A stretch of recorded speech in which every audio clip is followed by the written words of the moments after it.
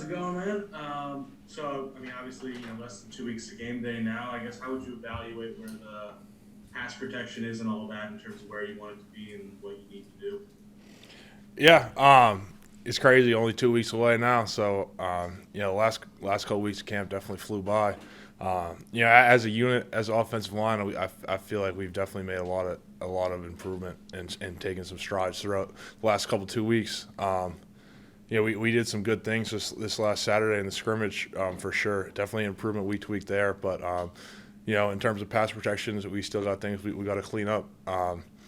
Which saying that, I still have the utmost confidence in this group and the guys that we have to get it done. So, we still got a couple weeks to get it done to where it needs to be before UCLA.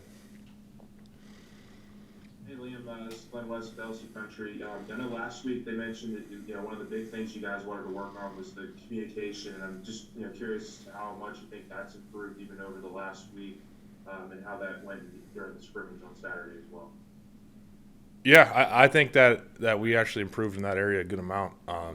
You know, Throughout the last week, we had some guys go down on the O line, so we really had to stick together. The guys that were left, and obviously it wasn't perfect by any means. We got to improve a lot still, but the one thing that I felt like we did a good job of was improving our communication.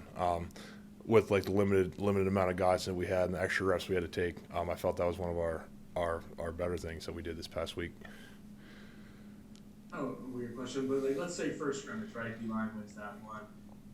How do you guys as an O line or a team balance trying to wrestle with, hey, is this D line just playing off the charts right now and they look like they're a great unit versus, hey, maybe we have things we got to work on.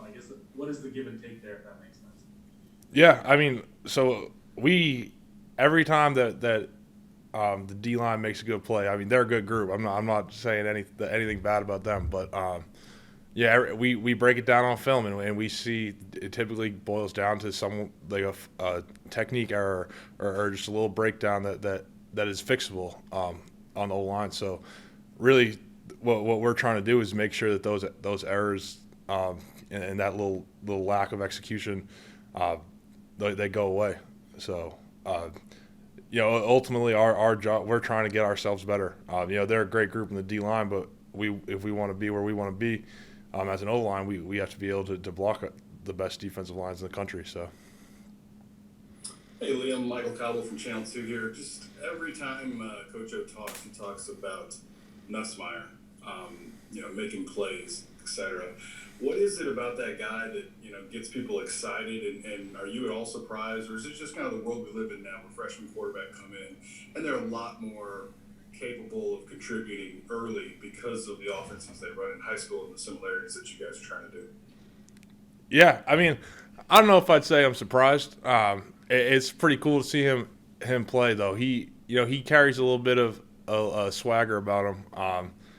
Just in the locker room, on the field. So I'm not too surprised to see him go out there and make plays because that's what he does. And seeing his progression from the spring to now, it's been awesome. Even with Miles going down, we have a ton of talent in the QB room between Max and Garrett. So. Yeah, we've got some stories from some other guys about Max with ping pong or different things, but what is he like, kind of just away from just the football? What is his personality, his demeanor like around you guys in the locker room? Yeah, Max. He knows how to have fun and stuff and joke around, but his attitude towards work and just kind of business-like approach is something I really admire out of him. He takes everything, every rep, every meeting. He takes advantage of it the best that he can, and that's a mindset that I hope, and I've already seen it rub off on other guys on the team. So that's the type of leadership that I think can go a long way for this team. And hey Liam, just in terms of the running game, obviously with Tyrion and John not around a lot on Saturday, just talk about Josh Williams a little bit. It sounds like he's really kind of taken control of that scrimmage on Saturday and had a pretty good camp. Just what have you guys seen out of him? Yeah, Josh is a hell of a player. Even when I first got here last year, before he was put on scholarship, I mean, I looked at him like he played no different than any of our other running backs. He's got a ton of talent and a great work ethic. And he's taken advantage of opportunities that have come to him. So between whether it's John, Ty, Josh, Armani, Corey, any of our running backs back there, that they can all produce. So that's a pretty good room for us. Hey Liam, this is Shay Dixon with 24/7. In terms of Max on the field, I know we hear about numbers and scrimmages, but first team on first team practices, all that. What areas has he really improved on from where he was those final 2 games when you worked with him a year ago? Yeah, I mean Max, he's getting more and more comfortable out there.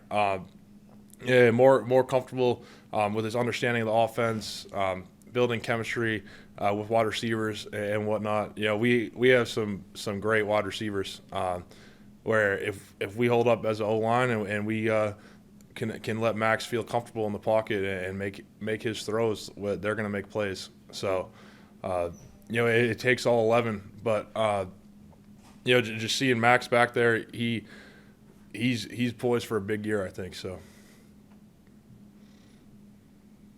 Hey, Liam, Coach Hill had said yesterday not to read too much into how the offense is called when Garrett and Max are on the field during the scrimmages. But what do you see a difference whenever the plays are called for Garrett and how he operates the offense compared to Max? Yeah, I mean, I don't know. I don't know too much of a difference in the actual play calls, but just in terms of Garrett's always trying to make a play out there, and something that he's kind of improved on from the spring is knowing when to cut your losses, if that makes sense. And that's just coming with experience for him. So, Garrett's, like we already talked about it, but his growth from the spring until now, it's been impressive. So. Hey, Liam, Jacques Doucet, WAFB here in Baton Rouge. Certainly you look bulkier than you did a year ago or even certainly at your days at Harvard. How much weight have you put on? Was that out of necessity to play SEC ball?